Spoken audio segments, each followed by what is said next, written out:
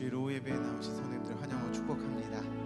이 시간 우리의 삶의 모든 것이 은혜라는 고백으로 함께 하나님 앞에 나아가도록 하겠습니다.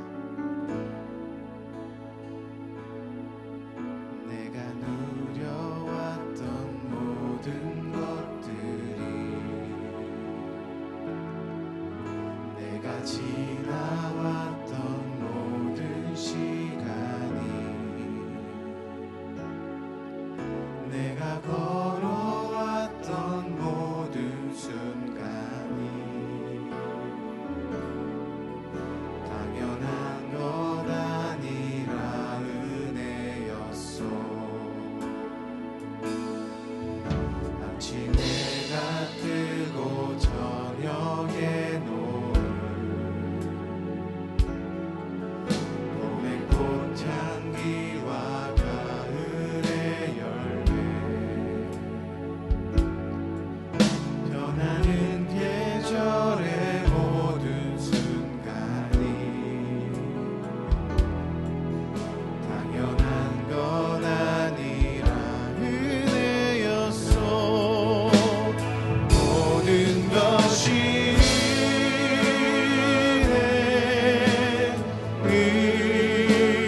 은혜,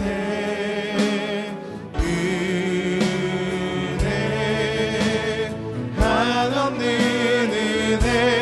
내 삶에 당연한 것 하나도 없었던 것을, 모든 것이 은혜였소. 내가 이 땅에 태어나 사는 것, 어린아이 시절과 지금까지 숨을 쉬며 살며 꿈을 꾸는 삶, 당연한 것 아니라 은혜였소. 내가 하나님의 자녀로 살며 오늘 찬양하고 예배하는 삶, 복음을 전할 수 있는 축복이 당연한 것 아니라 은혜였소. 모든 것이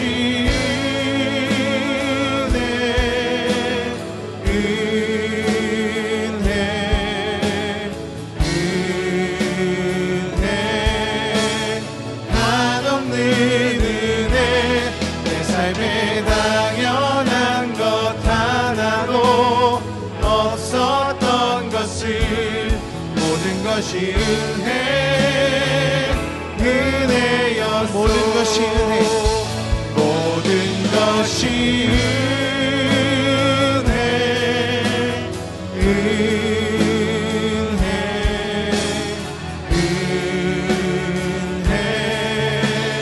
한없는 은혜. 내 삶에 당연한 것 하나도 없었던 것을, 모든 것이 은혜. 이 절 다시 한번 고백합시다. 내가 이 땅에 태어나, 내가 이 땅에 태어나 사는 것, 어린아이 시절과 지금까지, 어린아이 시절과 지금까지 숨을 쉬며 살며 꿈을 꾸는 삶, 당연한 것 아니라 은혜였소. 내가 하나님의 자녀로 살며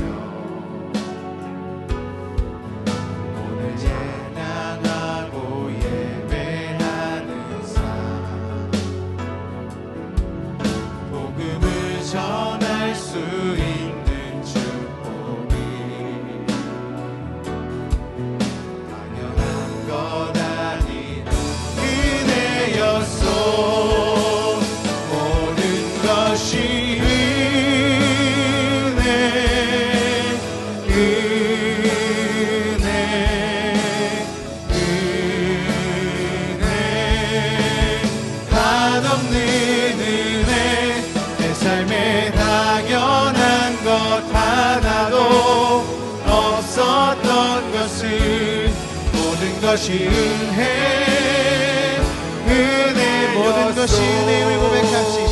모든 것이 은혜 은혜 은혜 한없는 은혜 내 삶에 당연한 것 하나도 없었던 것을 모든 것이 은혜 은혜였소. 기도하겠습니다. 하나님, 주님의 은혜에 감사하며 오늘도 우리가 주의 전 앞으로 모였습니다. 머리 숙여 기도하고 하나님 앞에 목소리 높여 찬양하며 말씀을 청종하는 우리 모두에게 하나님 한량없는 은혜 베풀어 주시고 날마다 감사로 감사한 삶으로 하나님께 영광 올려드리는 우리 모두가 되게 하여 주시옵소서. 감사드리며 예수님의 이름으로 기도드립니다. 아멘. 힘차게 박수치면서 부흥을 사모하는 마음으로 하나님 앞에 찬양으로 영광 돌리겠습니다. 부흥이 있으리라 이 땅에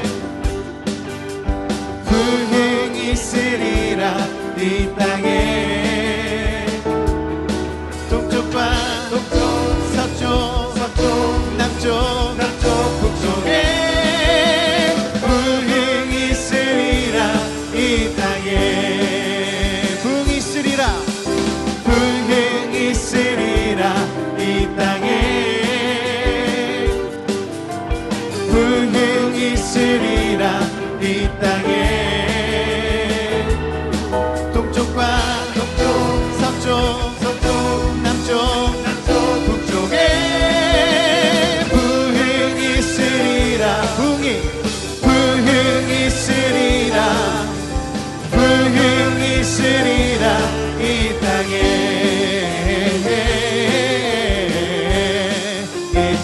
한 번 더 부흥이 있으리라 이 땅에 부흥이 있으리라 이 땅에 동쪽과 서쪽 남쪽 북쪽에 부흥이 있으리라 이 땅에 부흥이 있으리라 이 땅에 부흥이 있으리라 이 땅에 동쪽과 서쪽 남쪽 북쪽에 부흥이 있으리라 부흥이 있으리라 부흥이 있으리라 이 땅에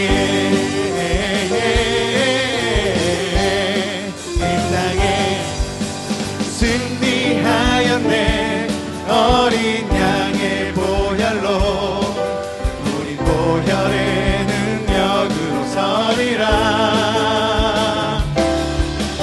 승리하였네 어린 양의 보혈로 주 내게 승리 주셨네 한 번 더 승리하였네 승리하였네 어린 양의 보혈로 우리 보혈의 능력으로 서리라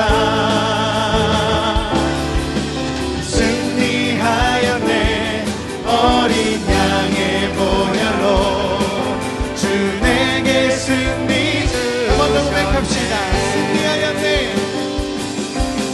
승리하였네 어린 양의 보혈로 우리 보혈의 능력으로 서리라 승리하였네 어린 양의 보혈로 주 내게 승리 주셨네 예수 안에서 우리 화목됐네 예수 안에서 우리 화목됐네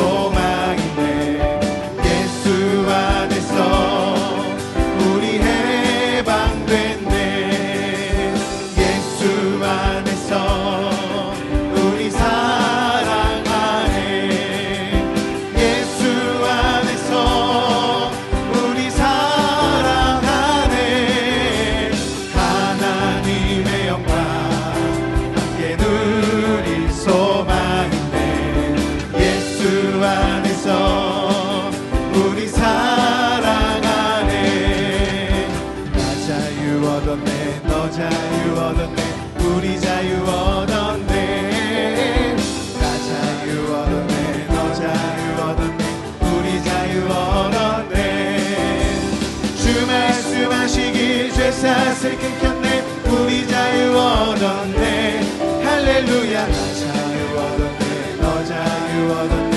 우리 자유 얻었네.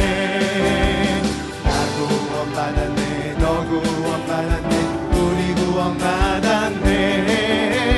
나 구원받았네. 너 구원받았네. 우리 구원받았네. 주 말씀하시기 쇠사슬 끊겼네. 우리 자유 얻었네. 할렐루야. 나 구원받았네. 너 구원받았네. 우리 구원받았네. 나 성령 받았네. 나 성령 받았네. 너 성령 받았네. 우리 성령 받았네. 나 성령 받았네. 너 성령 받았네. 우리 성령 받았네. 주 말씀하시기 쇠사슬 끊겼네. 우리 자유 얻었네. 할렐루야. 나 성령 받았네. 너 성령 받았네. 우리 성령 받았네. 나 기뻐하겠네. 너 기뻐하겠네. 우리 기뻐하겠네. 나 기뻐하겠네. 너 기뻐하겠네. 우리 기뻐하겠네. 주 말씀하시기 쇠사슬 끊겼네. 우리 자유 얻었네. 할렐루야. 나 기뻐하겠네. 너 기뻐하겠네. 우리 기뻐하겠네. 주의 보혈 능력이 있도다. 주의 보혈 능력이 있도다. 주의 피 믿으오. 주의 보혈 그 어린 양의 매우 귀중한 주의 보혈. 주의 보혈 능력이 있도다. 주의 피 믿으오. 주의 보혈 그 어린 양의 매우 귀중한 죄에서 자유를 얻게 하며 죄에서 자유를 얻게 하며 보혈의 능력. 주의 보혈 시험을 이기고 승리하니 참 놀라운 2절입니다. 육체의 정욕을 이기리는 보혈의 능력. 주의 보혈 정결한 마음을 얻게 하니 참 놀라운 능력. 주의 보혈 능력이 있도다. 주의 보혈 능력이 있도다. 주의 피 믿으오. 주의 보혈 그 어린 양의 매우 귀중한 피로다. 눈보다 더 크게 밝히는 것 보혈의 능력. 주의 보혈 부정한 모든 것 밝히시니 참 놀라운 능력. 주의 복음을 전할 제목 보혈의 능력. 주의 보혈 날마다 나에게 찬송 주니 참 놀라운 능력이로다. 주의 보혈 능력이 있도다. 주의 피 믿으오. 주의 보혈 그 어린 양의 주의 보혈 능력이 있도다. 할렐루야. 주의 보혈 능력이 있도다. 주의 피 믿으오. 주의 보혈 그 어린 양의 매우 귀중한 피로다. 아멘. 우리에게 자유를 주신 하나님께 영광의 박수 올려드립시다. 할렐루야.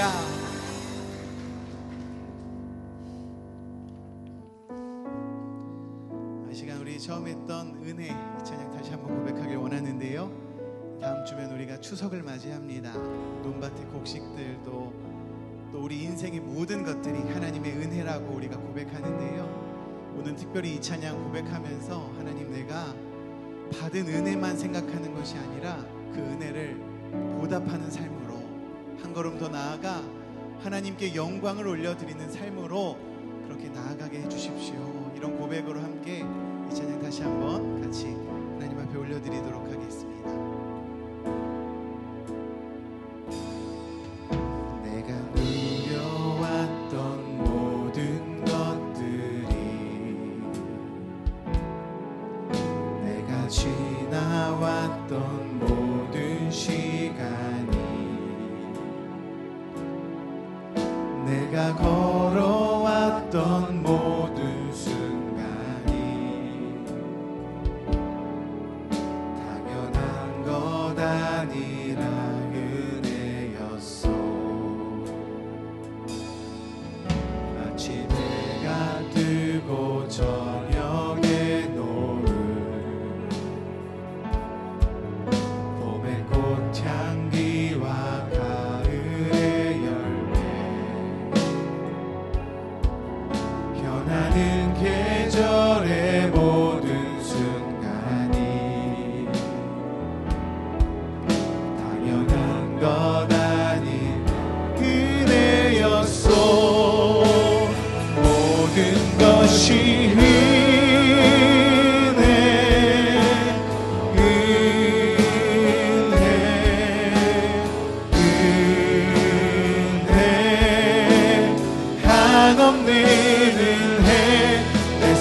삶에 당연한 것 하나도 없었던 것은 모든 것이 은혜였소. 2절로 고백합시다.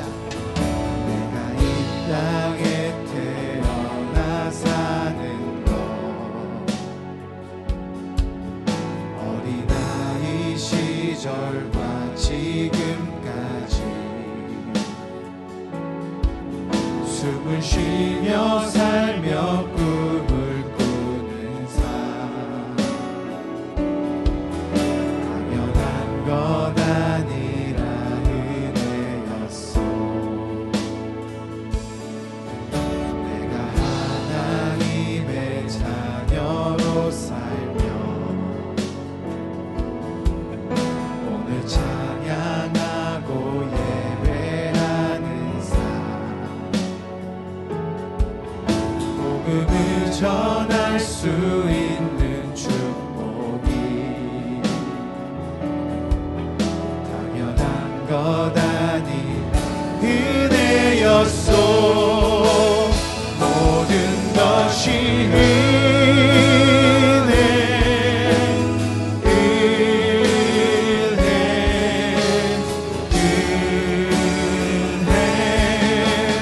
한없는 은혜. 내 삶에 당연한 것 하나도 없었던 것을 모든 것이 은혜 모든 것이 은혜입니다. 모든 것이 은혜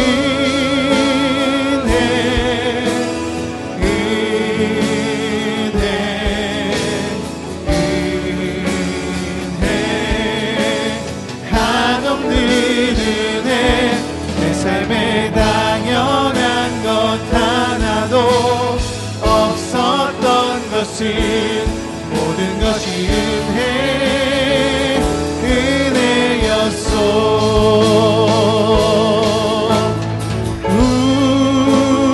우리의 심령 주의 것이니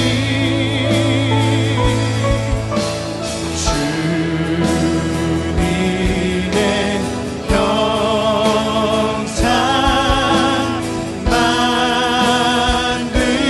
만드소서. 주 인도 따라 살아갈 동안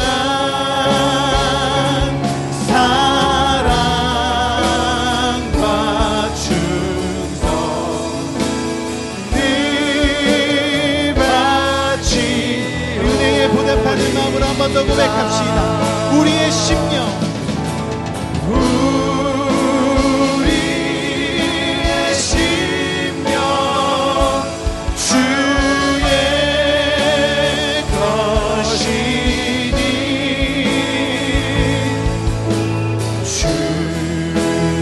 주님의 형상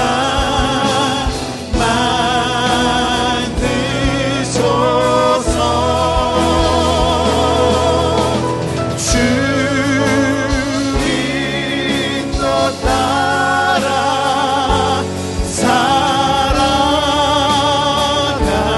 동안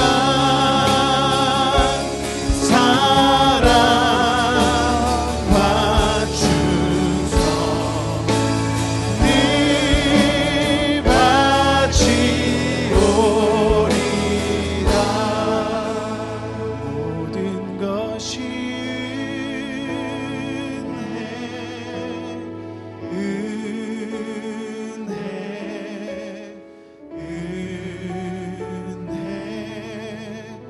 한없는 은혜.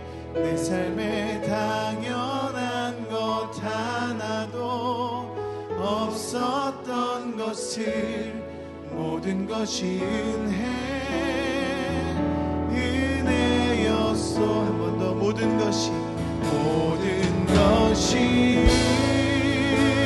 은혜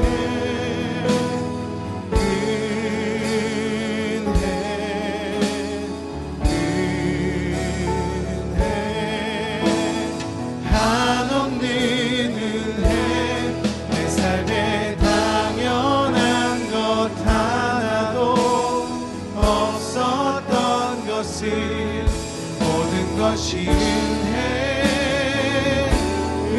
은혜였소.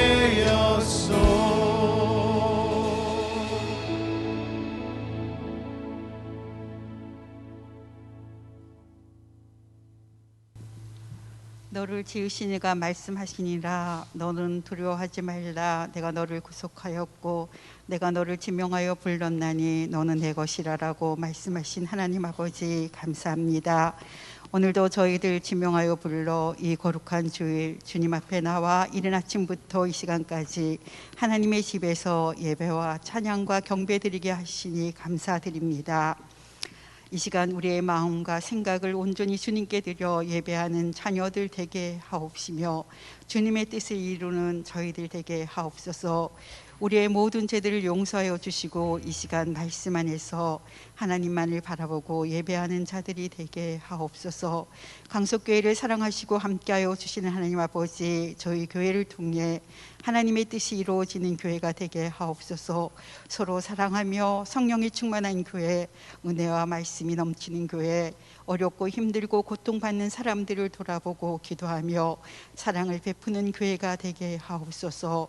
세우신 담임 목사님께 성령 충만함을 주시고 영육간의 강건함 허락하여 주셔서 성도들을 위해 기도하는 모든 제목들이 응답되게 하옵소서.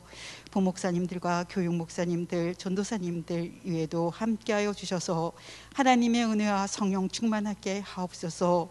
기도하시며 교회를 위해 헌신하시는 장로님들에게 지혜와 은혜를 주셔서 교회의 모든 일들에 아름답게 헌신할 수 있도록 인도하여 주시기를 원합니다.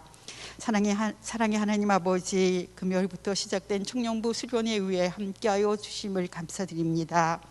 하나님의 크신 은혜와 권능과 능력이 있게 하옵시며 성령의 충만한 성회가 되게 하옵소서. 청년들을 통해 하나님의 나라가 확장되게 하옵시며 나라와 교회를 위해 세계를 품고 나아가는 하나님의 일꾼들이 되게 하옵소서.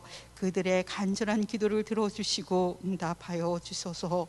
이 시간 말씀을 전하시는 박수범 목사님 성령 충만함을 주시고 은혜의 말씀, 생명의 말씀을 전하게 하옵소서. 저희들 오늘도 말씀을 듣고 깨닫게 하시고 말씀 안에서 순종하며 믿음으로 승리하게 하옵소서. 치료의 하나님 아버지, 오늘도 연약한 육체 때문에 아파하고 고통스러워하는 모든 성도들 기억하시고 하나님의 권능의 손으로 안수하셔서 깨끗하게 나음을 얻을 수 있도록 신유의 은사를 내려 주옵소서. 마리아 찬양대의 찬양을 기쁘게 받아주시고 애쓰고 수고하는 모든 이들을 축복하옵소서. 고유 명절인 추석이 돌아옵니다. 오고 가는 길을 지켜주시고 믿지 않는 가족들에게 주님의 사랑을 전하며 행복한 명절 되게 하옵소서. 사랑의 주님, 내일부터 강한 태풍이 우리나라에 올라온다고 합니다. 바람과 바다를 잔잔하게 하신 하나님께서 잔잔하게 하시고 피해가 없도록 도와주시기를 기도합니다. 오늘도 우리를 위해 모든 것들을 인도하여 주시고 함께하여 주시는 하나님께 감사를 드리며 예수 그리스도 이름으로 기도드립니다. 아멘.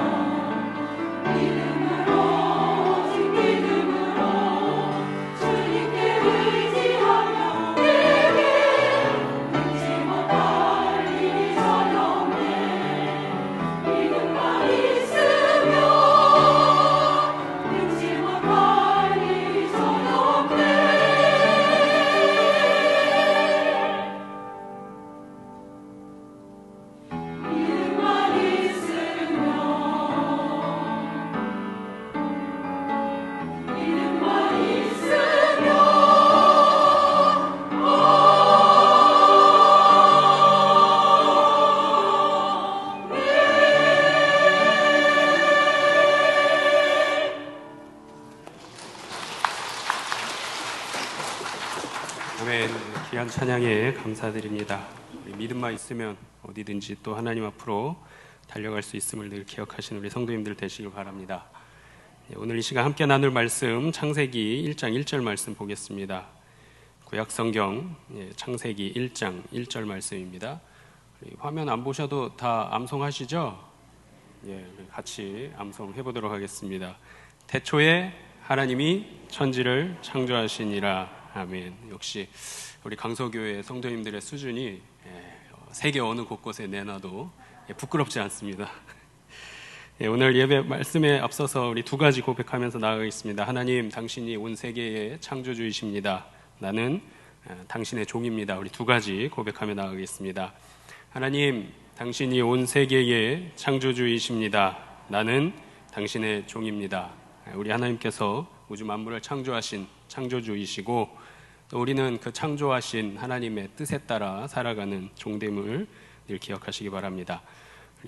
2주 전인가요? 말씀 오후 예배 말씀을 처음 전했는데요. 성경을 좀 쉽게 혹은 또 말씀에 대한 은혜를 조금 더 받으실 수 있도록 해드리고 싶은 마음이 많아서 성경에 대해서 말씀을 깊이 파는 것도 중요하지만 성경이 어떻게 이루어졌고 또 이 성경은 어떤 내용을 담고 있느냐 하는 것들을 좀 같이 나누고자 이 오후 예배 시간을 빌어서 나누고자 했는데요. 지난 시간에 말씀드린 것들을 좀 간단하게 정리해보면 이렇습니다. 성경에 접근하는 방법이 두 가지 있었습니다. 화면 보여주시면 좋을 것 같은데요. 성경 종합적으로 접근하는 방법이 있었고요. 또 분석적으로 접근하는 방법이 있었습니다. 종합적이다라는 것은 비행기 위에서 아래 보이는 장면들, 우리가 보는 숲이라든지 산이라든지 이런 것들을 전체적으로 다 볼 수 있는 것들을 이야기하는 거고요. 단어부터 시작해서 성경 전체로 문단, 문장, 단락, 장 이런 것들을 권 이렇게 나아가는 것들이 바로 종합적인 방법이 되겠습니다. 그래서 창세기부터 요한계시록까지 차례대로 쭉 읽어 나가시면 성경에 대한 종합적인 관점으로 보시는 방법이 되겠고요. 분석적인 방법은 숲속에 있는 나무들 혹은 새 등을 자세히 보는 것을 우리가 분석적인 방법이다 말씀드렸습니다. 성경 전체를 보시고 여기에 쓰여 있는 단어가 무엇이었는가 좁고 깊게 쪼개가면서 보시는 방법이 분석적인 방법이었고요. 성경 전체를 쪼개보면 신구약 둘로 나눠지고요.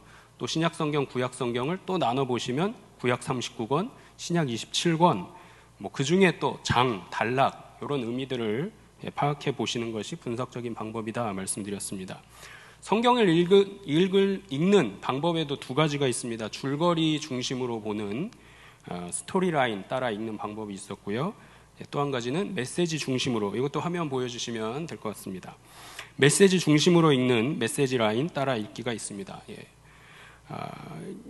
성경을 읽을 때는요, 우리가 세 가지 관점에 따라서 읽으시고 또 깨달아 보시는 은혜가 있으면 좋으신데요. 종말론적인 구속사적 관점이 있고요. 하나님 나라의 관점에서 성경은 이야기하고 있고요. 마지막은 거룩을 이야기하셨죠. 구별된 삶은 어떤 삶인가에 대한 구별된 삶의 관점에서 성경은 기록하고 있다라는 것을 말씀드렸습니다. 성경의 전통적인 분류를 해보면 세 가지 골격이 있어요. 역사서와 체험서와 예언서로 나누어집니다. 구약은 역사서 17권, 체험서 5권, 예언서 17권으로 합이 39권이고요. 이 구약의 세 골격을 조금 더 분석적으로 나눠보면 다음 화면 보시면 율법서 15권과 역사서 12권으로 17권을 또 쪼개볼 수 있고요. 예언서는 대예언서 5권과 소예언서 12권으로 또 나눠 볼 수 있습니다. 신약 성경을 보시면 역사서 5권, 체험서 21권, 예언서 1권으로 이루어져 있어요. 모두 27권인데요. 이 세 골격을 조금 더 분석해서 보시면 역사서 5권은 복음서 4권과 역사서 1권으로 나누어질 수 있고요. 체험서 21권은 바울이 쓴 편지, 바울서신 13권과 공동서신 8권으로 나누어 볼 수 있습니다. 자, 이처럼 성경은 오늘날에도 세계 최고의 또 최장의 가장 오래된 유일한 둘도 없고요. 유일한 베스트셀러다라고 말씀드렸는데요. 그 이유는 성경이 다양함과 더불어서 다양한 것에 그치면 뭐 그럴 수도 있지라고 하겠는데 모든 것이 다 다양함 가운데 통일되어서 한 가지로 이야기하면서 나아가더라 하는 얘기입니다. 자, 그도 그럴 것이 저자가 모두 66권의 저자는 40명인데요. 동일하게 하나님의 말씀을 전하고 있고요. 10가지의 기록 수단으로 작성되었습니다. 그리고 한두 해에 걸쳐서 완성된 것이 아니라 1600여 년 동안 걸쳐서 기록되었다라는 거죠. 1600년이면 수도 없이 많은 사람들이 죽고 새로 태어난 기간입니다. 그 엄청난 기간 동안 동일한 이야기를 동일한 관점에서 앞서 말씀드렸죠. 3가지 관점에서 벗어남 없이 기록할 수 있다. 성경이 아니고서는 있을 수가 없더라 하는 겁니다.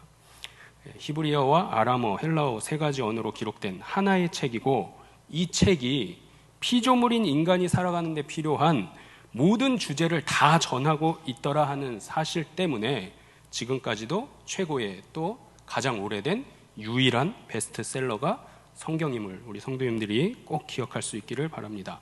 자, 이제는요, 성경을 좀 전체를 개관하는 시간을 가져보려고 합니다. 근데 준비하다 보니까요, 내용이 너무 많아서 오늘 할 수 있는 데까지 하고 마치도록 하겠습니다. 자, 먼저 화면 보여주시면, 구약 성경은 이렇게 구분해 볼 수 있는데요. 구약 성경 39권을 시대적인 시간의 흐름으로 구분해 보시면 10개의 시대로 나눠 볼 수 있습니다. 자, 그래서 오늘 본문의 설교의 제목이 뭐였죠? 그 첫 번째가 창조 시대다라는 거죠. 창세기 1장 1절 말씀으로 하나님은 온 우주 만물을 창조하셨습니다. 성경 66권 중에 첫 번째 책인 창세기이고요. 그 창세기 중에서도 그 시작은 천지 창조로 시작했다라는 겁니다. 하나님이 창조하신 이 창조 시대는 창세기 중에서도 1장부터 11장까지로 나눠서 볼 수 있고요. 이 1장부터 11장까지를 역사적으로는 원역사다라고 부르고 있습니다. 원역사라고 하는 이야기는 모든 것들의 시작이다 혹은 모든 것들의 기원이다라는 뜻을 갖고 있습니다. 이 창세기 1장부터 11장까지는요, 창조 시대의 주요 인물에 관해서 우리에게 증거해주고 있는데 4명의 주요 인물이 있습니다. 최초의 인간이었던 아담, 그리고 하나님께서 기뻐하시는 제사를 드렸던 아벨, 그리고 하나님 앞에 완전한 자로 죽지 아니하고 하늘로 들림받았던 누구죠? 에녹, 그리고 마지막으로 하나님 말씀에 순종해서 120년 동안 동네 사람들이 저 사람 미친 거 아니야 라는 소리를 들으면서까지도 방주를 지음으로 홍수 심판으로부터 구원받았던 노아와 노아의 가족들이 있습니다. 또 창조 시대에는요, 주요 사건으로 4가지를 이야기하고 있는데요. 첫 번째 사건은 시작하면서 말씀하셨던 창조 사건이 있고요. 창조하셔서 하나님이 온 우주 만물을 지으시고 기뻐하셨는데, 그 누구보다 기뻐하셨는데 하나님께서 아담에게 명하셨던 그 한 가지를 지키지 못해서 선을 넘는 그 녀석 아담 때문에 타락하는 사건이 일어나게 됩니다. 타락 사건이 있었고요. 타락으로 인하여서 온 세상에 죄악이 말도 못하게 빠른 속도로 번져나가게 됩니다. 그 죄악의 극심함이 극에 달했고요. 하나님은 물로 심판하심으로 이 세상을 멸하실 것을 결단하십니다. 그래서 노아에게 방주를 지을 것을 명하셨고요. 구원의 방주죠. 그 구원의 방주를 타지 못한 모든 생명체들은 다 물에 수장되어 죽는 홍수 심판이 있습니다. 그리고 마지막으로 11장 말씀 보시면 바벨탑 사건이 있죠. 바벨탑을 높이 쌓으면서 우리도 하나님처럼 되고 싶다라는 인간의 욕구가 실현되는 일들이 있습니다. 자, 그러나 그것들은 이루어지지 않았고요. 하나님께서 한순간에 무너뜨리시고 온 세계의 언어를 하나가 아닌 여럿으로 흩으시는 사건이 일어나게 되었습니다. 자, 그래서 지금 보시면 원역사 4대 주요 사건으로 1장부터 11장까지는 창조, 타락, 홍수, 바벨탑 사건이 있음을 우리에게 알려줍니다. 자, 이어서 보시면 다음 페이지에 족장 시대가 이어집니다. 다음 페이지 맞습니다. 네. 이어서는 이제 창조 시대 이후에 족장 시대인데요. 12장부터 50장까지 기록되어 있고요. 이스라엘의 시작의 때에 4명의 족장이 있었음을 알려줍니다. 아브라함, 이삭, 야곱, 요셉이 이스라엘 역사를 시작하게 되는 최초의 4대 족장으로 우리가 잘 알고 있습니다. 요셉을 끝으로 족장 시대가 끝나죠. 근데 이 요셉이 애굽, 우리가 알고 있는 세계 역사에서는 이집트라고, 오늘날에도 이집트가 있습니다. 그 나라가 성경에 기록된 애굽인데요. 이 애굽의 총리가 되었을 때에 아버지 야곱과 요셉을 제외한 11형제의 가족들이 큰 흉년을 맞아서 가나안 땅에서 애굽 땅으로 이사를 오게 됩니다. 자, 이때 요셉은 기지를 발휘해서 야곱의 가족들이 애굽 사람들과 섞이지 않도록 고센 땅에 정착해서 구별된 삶을 살 수 있게 되었습니다. 오랜 시간이 지나지 않아서 애굽의 왕조가 요셉을 국무총리로 세웠었는데 그 왕조는 다른 왕조에게 왕권을 넘기게 되었고요. 요셉에 대해서 호의적이지 않은 왕조가 패권을 잡게 되면서 야곱의 후손들인 이스라엘 백성들이 노예의 신분으로 전락하게 됩니다. 자, 그렇게 430년 혹은 400년의 시간이 흐르게 됩니다. 자, 오랜 시간 애굽에 머물면서 야곱의 12아들들은 족속을 이룰 만큼, 민족을 이루었다라고 여겨도 될 만큼 자녀가 번성함을 이루게 됩니다.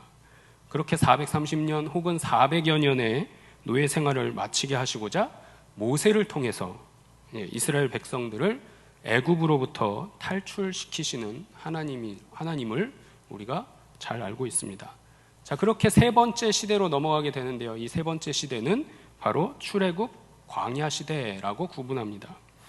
애굽의 바로 왕에게 10가지 재앙을 내리시면서 이스라엘 백성에게 애굽으로부터 탈출시키시고자 하는 하나님의 섭리가 있었음을 우리가 잘 알고 있습니다. 9가지 재앙 동안 이 바로 왕은요, 이스라엘 백성들의 애굽으로부터 벗어나는 것을 허락했다가 다시금 며칠 지나지 않아서 완악해진 마음으로 애굽을 떠나지 못하도록 9차례 동안 막아내었습니다.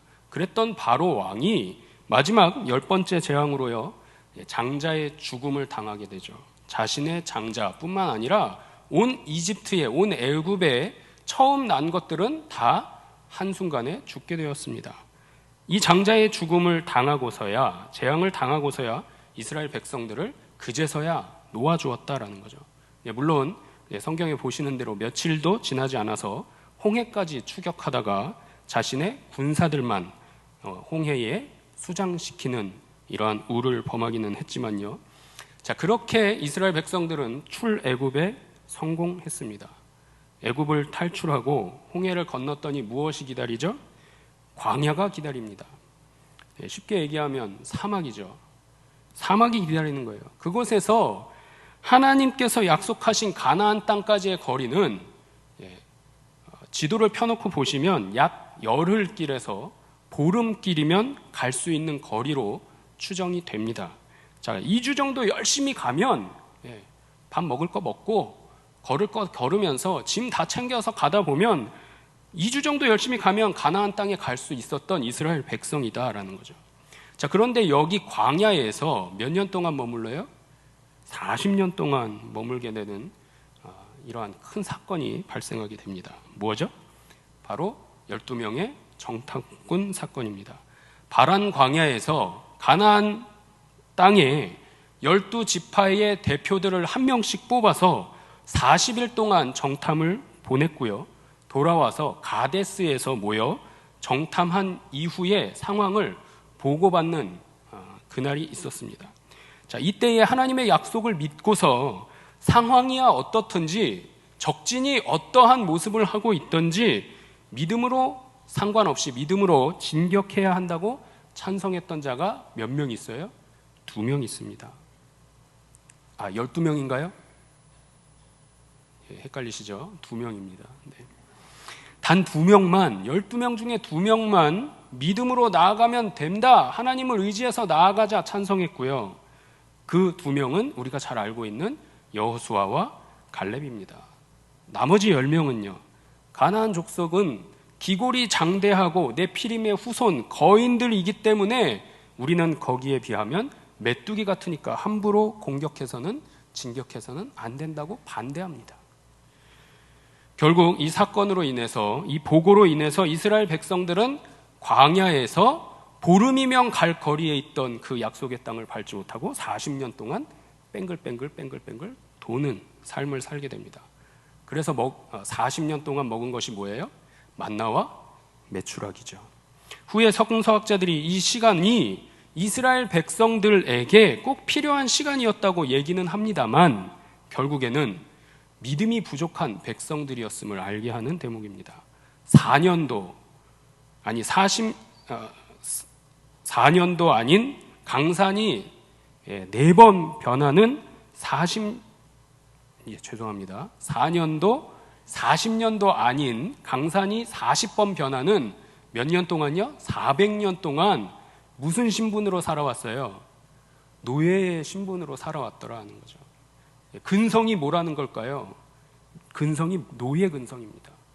출애굽해서 애굽으로부터, 종살이로부터 자유함을 얻었기는 했는데 자유를 어떻게 누려야 하는지 도대체가 아무도 모르더라.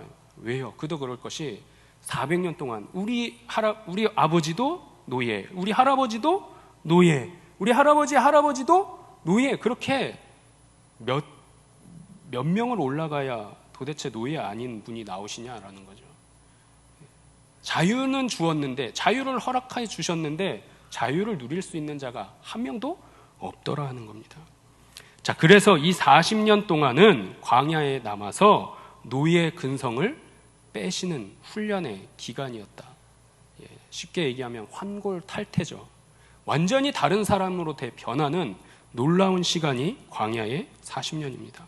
하나님 나라, 하나님께서 허락하신 약속의 땅에서 자유함을 누릴 수 있는 자유인으로, 하나님 나라의 주인공으로 만드시고자 바꾸어 가시는 하나님의 시간이 되었습니다. 40년 동안 모세를 통해서 하나님의 백성으로 자유함을 누릴 수 있는 훈련이 된 이스라엘은요, 가데스 정탐 보고 사건으로 인해서 출애굽 1세대들이 그 사이에 모두 죽습니다. 그리고 출애굽에서 이후에 태어난 2세대의 이스라엘 백성들이 신명기 말씀을 모세를 통해서 배움으로 1세대들에게 주셨던 하나님의 말씀을 이스라엘 백성들이 지켜야 할 그 레위기의 말씀을 다시금 배우게 됩니다. 그 교육을 마친 모세는 결국 가나안 땅이 보이는 느보산에서 죽은 후에 여호수아를 2대 지도자로 해서 가나안 땅 정복에 나섭니다. 출애굽 광야 시대가 끝났어요. 무슨 시대로 넘어가는 거죠? 가나안 정복 시대로 넘어갑니다. 네 번째 시대는 가나안 정복 시대입니다. 가나안 정복의 시작이 어디서부터 시작될까요? 무슨 전투예요? 우리가 잘 알고 있는 난공불락의 요새, 7바퀴를 돌아야만 무너지는 그 요새, 여리고성 전투입니다. 여리고성은요, 역사적으로 또 증명되었는데 난공불락의 천연 요새다라고 아주 유명한 성이었습니다. 그 천연 요새인 여리고성을 이스라엘 백성들이 활을 쏘고 포를 쏘고 칼을 차고 이렇게 해서 무너뜨린 것이 아니라 하루에 한 바퀴씩 6일 동안 돌았고요. 7일째 날에는 여리고성을 7바퀴 돌면서 나팔을 불다가 양각 나팔이 길게 부러지면 그때에 가장 크게 누구보다 전심을 다해서 함성을 외침으로 그 성벽이 무너져 내릴 것이다 하신 하나님의 말씀을 그대로 행했고 그 말씀은 그대로 이루어졌다라는 겁니다. 그 결과 어떻게 됐어요? 역사적으로도 난공불락의 천연 요새였던 여리고성이 말도 안 되게 무너져 내렸고요. 이스라엘 백성들은 여리고성을 그렇게 점령하게 됩니다. 자, 그렇게 시작된 가나안 땅 정복은 남쪽과 북쪽을 정벌한 이후에 중앙을 점령함으로 가나안 땅 전체 정복을 마치게 됩니다. 이스라엘 백성이 지파별로 가나안 땅을 분배받았습니다. 그렇게 하나님의 백성으로 약속의 땅에서 자유함을 누리며 살아갈 것 같던 이스라엘이 가나안 정복의 지도자였던 여호수아의 죽음 이후에 사사 시대를 맞이하게 됩니다. 구약 성경의 5번째 시대, 사사 시대죠. 하나님이 통치하시는 완전한 나라, 신정 국가를 가나안 땅, 약속의 땅에서 실현하면서 살아갈 줄 알았는데 이스라엘 백성이 하나님 중심이 아니라 자기 중심으로 살아가고자 하는 죄를 범함으로 인해서 실패하게 되었다라는 거예요. 하나님이 통치하시는 나라, 그 나라는 완전한 나라였을 텐데 자기들이 통치하고 싶더라 하는 거죠. 결국 실패했습니다. 하나님께서 가나안 땅에 입성하면 가나안 모든 족속을 하나라도 남김없이 모두 진멸하라 하셨습니다. 이유인즉슨 하나님의 백성이 아닌 가나안 족속과 섞이게 되면 하나님의 통치로부터 멀어져 갈 것을 아신 하나님이셨기 때문입니다. 자, 그래서 간곡하게 부탁하셨는데요. 가나안 모든 족속을 진멸하지 못한 이스라엘은 결국 가나안 족속의 농경 문화, 그 문화를 받아들이게 되면서 우상을 섬기게 되는 우상 문화와 섞이게 되었고요. 하나님 앞에 죄악을 짓게 됩니다. 이 사사시대는 350년 동안 지속되고요. 그 사이에 모두 12명의 사사가 활동하며 이스라엘 백성들을 인도했습니다. 사사의 이름의 뜻은 무엇이냐면요, 누구를 바른 길로 인도하는 자 혹은 구원자라는 이름의 뜻을 가진 사람들입니다. 우리가 익히 알고 있는 드보라 여자 사사도 있고요, 300용사로 유명한 기드온도 있고요, 머리카락을 자르면 힘이 없어지는 삼손 또한 사사 중에 한 명입니다. 이스라엘은 사사 시대 동안 모두 7번 하나님 앞에 범죄함을 반복합니다. 그래서 이를 범죄 사이클이다 라고 부르는데요, 범죄하면 하나님이 심판하십니다. 심판을 내리시면 힘들고 어려워서 하나님 앞에 두 손 두 발 다 들고 회개합니다. 용서해 주세요 간절한 마음으로 외쳤더니 하나님께서 구원의 은혜를 베풀어 주십니다. 그렇게 평화가 찾아오면요, 또 범죄하고 또 심판받고 또 회개함으로 구원 얻기를 몇 번 반복한다고요? 사사시대 350년 동안만 7번 반복하는 이스라엘입니다.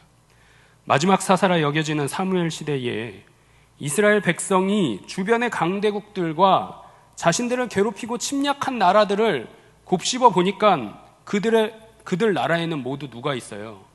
왕이 있더라 하는 겁니다. 그렇게 사무엘을 찾아갔고요, 백성들은 우리에게도 왕을 달라고 요구합니다. 사무엘은 이스라엘의 어처구니 없는 이 요구를 단칼에 거절하지만 하나님께서는 이스라엘 백성들의 요구를 들어주십니다. 이때부터 6번째 시대가 시작됩니다. 이스라엘의 통일 왕국의 시대가 시작되는 거죠. 이스라엘의 첫 번째 왕이 누구죠? 사울이죠. 네.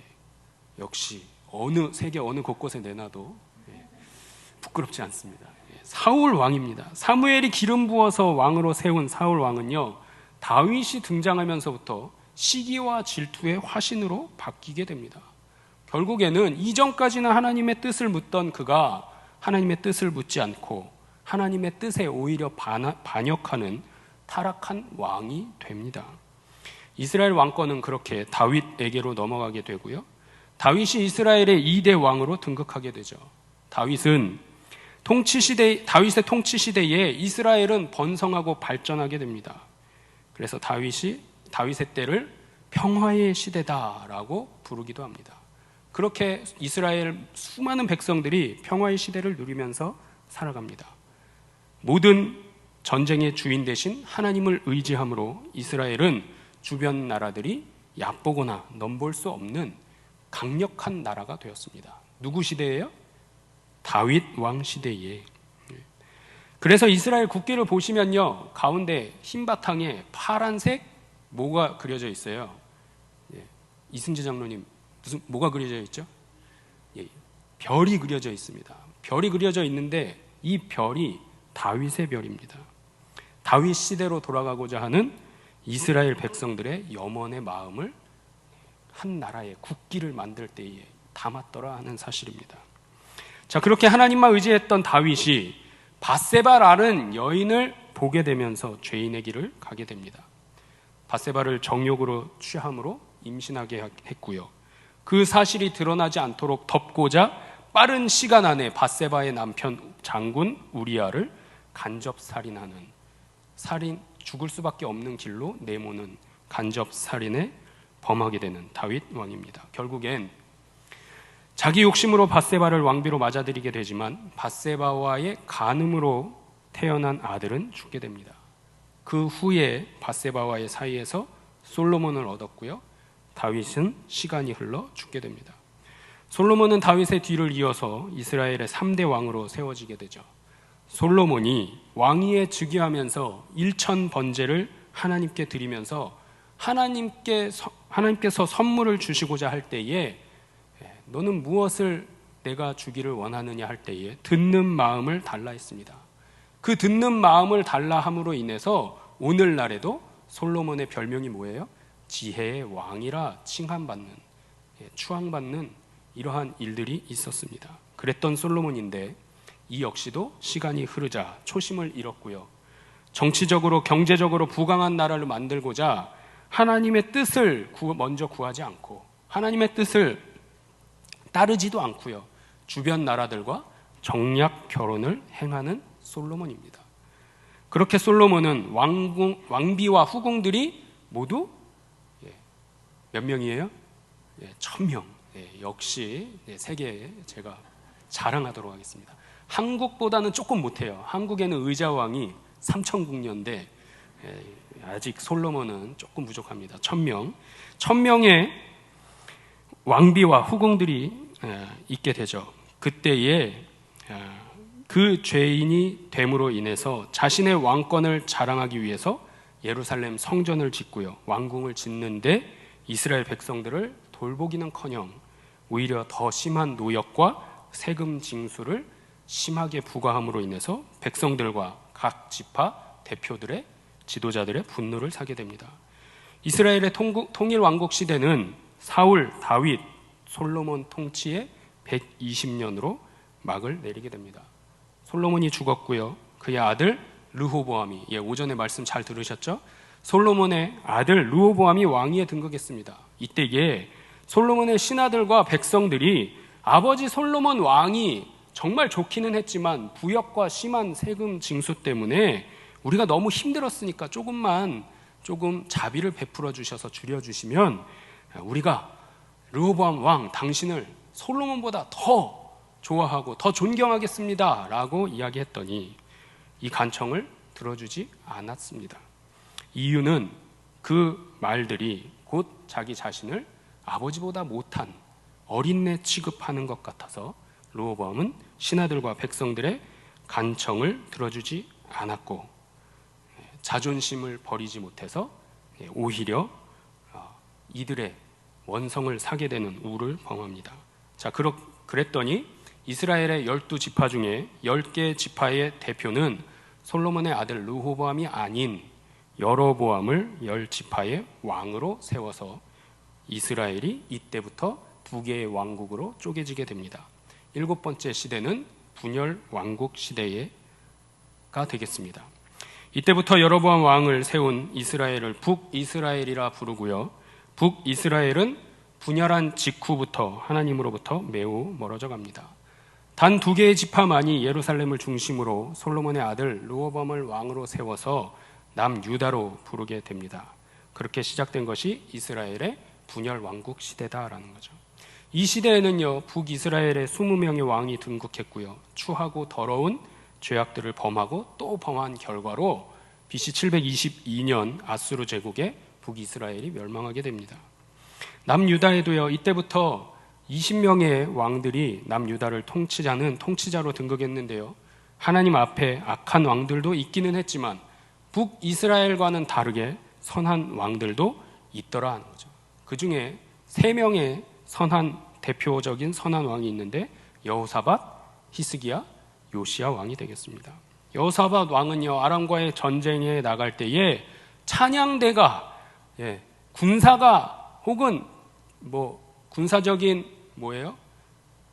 총과 칼과 같은 무기가 아닌 찬양대가 말을 타고 전쟁터에 나가는 유례없는 믿음으로 하나님을 의지했던 왕입니다. 히스기야 왕은 어떤가요? 하나님을 경외하는 왕으로 이스라엘 모든 왕들 중에서도 손꼽히는 왕이었습니다.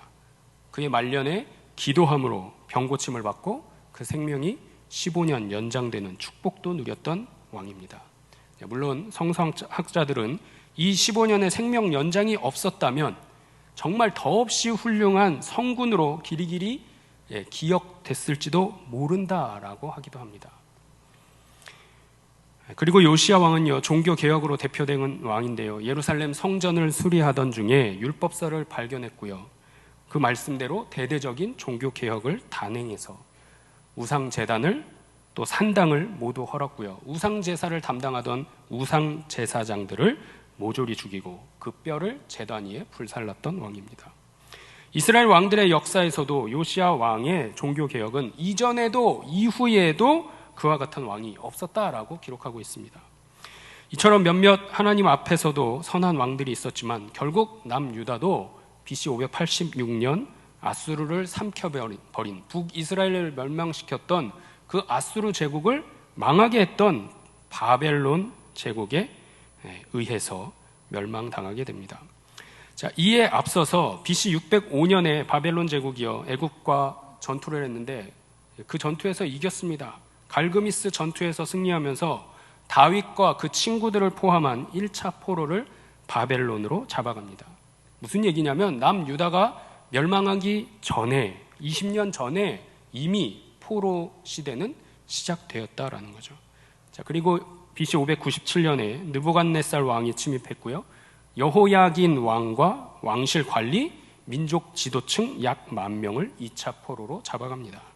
결국 BC 586년 느부갓네살 왕은 다시 침입했고요, 성전을 불태웠고요, 성벽도 모두 허물고 남유다 마지막 왕인 시드기야 왕의 눈을 뽑아서 바벨론으로 끌고 갑니다. 이처럼 이스라엘 역사는 BC 605년부터 이미 남유다가 멸망하기 20년 전에 포로 시대가 시작되더라는 겁니다. 구약 성경의 8번째 시대, 포로 시대입니다. 이 포로 시대에는요, 나라도 잃었고요, 땅도 잃었고요, 모든 순간에 한순간에 다 잃어버린, 더 이상 희망이라고는 찾아볼 수 없는 그들에게 지금도 늦지 않았으니까 하나님께로 돌아오라, 하나님의 말씀을 기억하고 아브라함과 맺었던 언약 백성임을 놓치지 말고 회개하라고 외치는 선지자들이 이스라엘 백성들의 지도자로 나타나게 됩니다. 70년간의 포로 시대를 보내었습니다. 이스라엘 백성들은 그 기간 동안에 참으로 참되게 하나님 앞에 회개합니다. 하나님으로부터 멀어졌던 그 죄악된 시간들을 용서해 주기를 기도했습니다. 사실 선지자들은 이보다 훨씬 오래전부터 활동했죠. 북이스라엘의 멸망이 이르기 전부터도 북이스라엘에서 활동했던 선지자들이 있고요, 남유다의 멸망에 앞서서도 하루속히 회개하고 하나님께로 돌아오라 라고 외쳤던 선지자들도 있습니다. 그 선지자들이 외쳤던 하나님의 말씀을 기록한 것이 곧 예언서이고 대선지서 5권과 소선지서 12권으로 분량에 따라 구분한다라고 앞서 말씀드렸습니다. 회개한 이스라엘에게 하나님께서는 약속하셨던 바를 이루십니다. 남유다를 무참히 짓밟아 멸망시켰던 바벨론 제국도요, 성경에 기록된 바사 제국, 세계사에 보시면 페르시아 제국이 되겠습니다.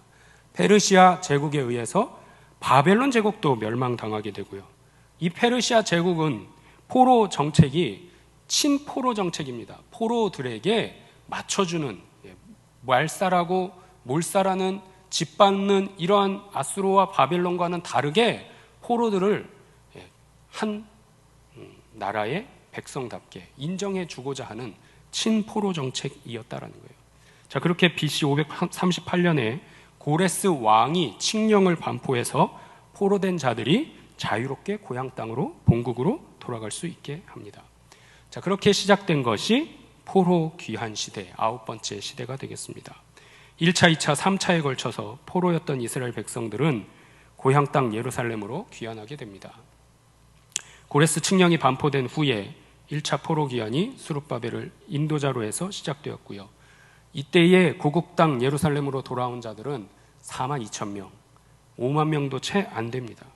바벨론 제국의 멸망에서 포로로 끌려간 자들이요 70년 동안 추정하기는 약 300만 명이 되었을 것이다 라고 추산하는데 300만 명 중에 고작 5만 명도 안 되는 4만 2천 명만 약속의 땅으로, 고향 땅으로 돌아왔다는 사실이 더 놀랍습니다. 더 이상 타지에서의 포로의 삶을 살지 않아도 된다는데 결단하는 이가 겨우 5만 명이 채 안 되더라 하는 거죠.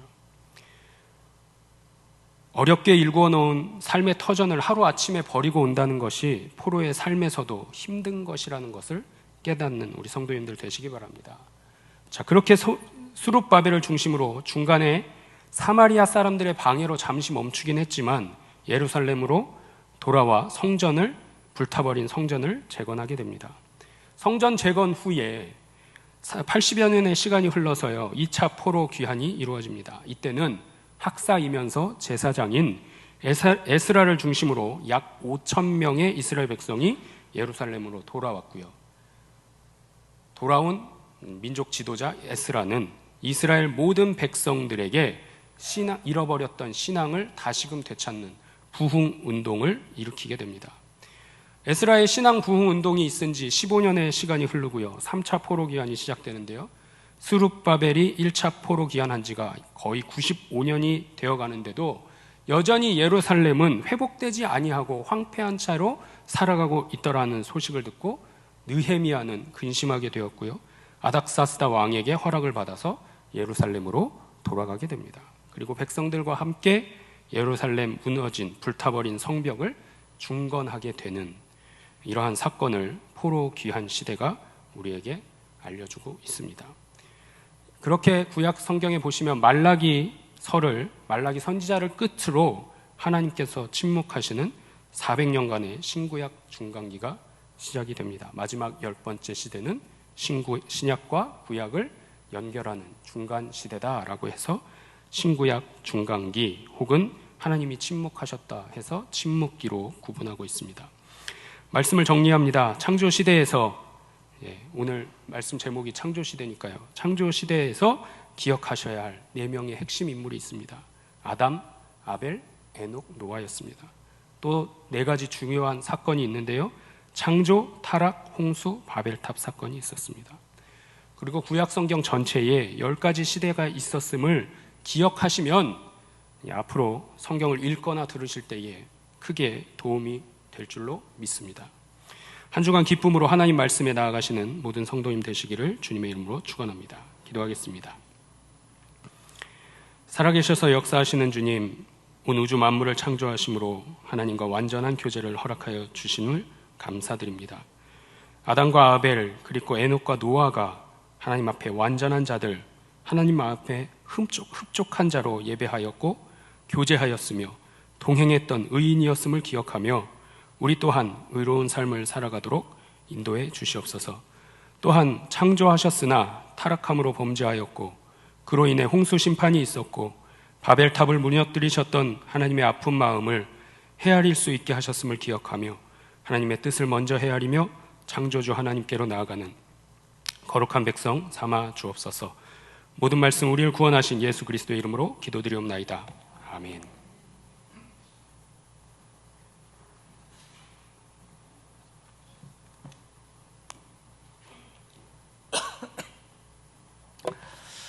제 아내가 저한테 늘 하는 말이 여보, 성도들이 교회 오는 건 공부하러 오는 게 아니에요 이렇게 얘기를 하는데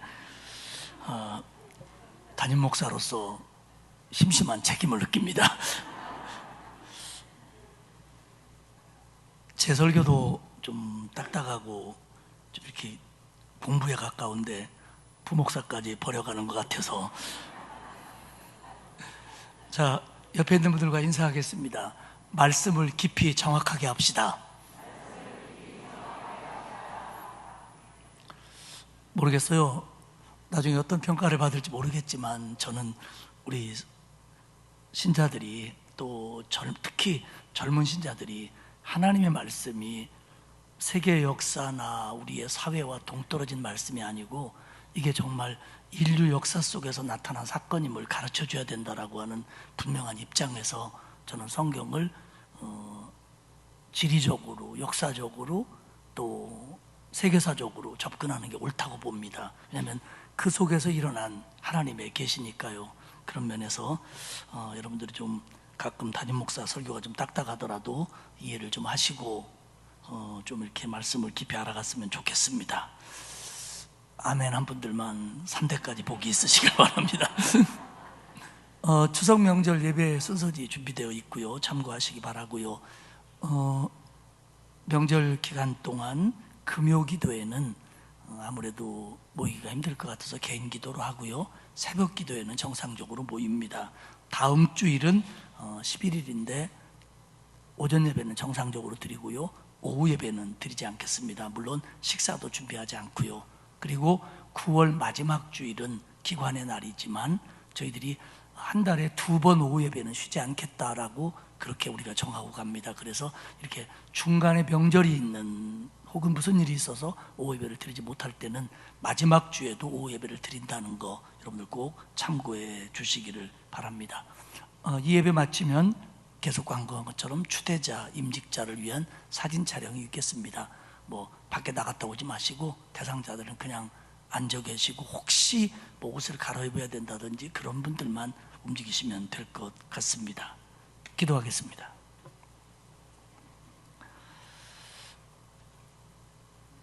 하나님 고맙습니다. 우리를 구원하시고 하나님의 자녀 삼으시고 또 우리에게 말씀을 주셔서 그 말씀으로 하나님을 알아가고 하나님의 뜻을 알아가도록 이끌어 주시니 고맙습니다. 말씀 위에 굳건히 서는 교회 되게 하시고 말씀이 진정한 가치관이 되는 성도들 되게 하옵소서. 그래서 말씀을 사랑하고 말씀을 읽고 말씀을 묵상하고 말씀에 순종하는 우리 모두가 되게 하시옵소서. 하나님, 이번 한 주간 동안 명절을 앞두고 분주한 마음들일 텐데 하나님 평안함 주시고 또 준비하는 과정 속에 기쁨이 있게 하시고 오고 가는 길이 안전하도록 하나님이 책임져 주옵소서.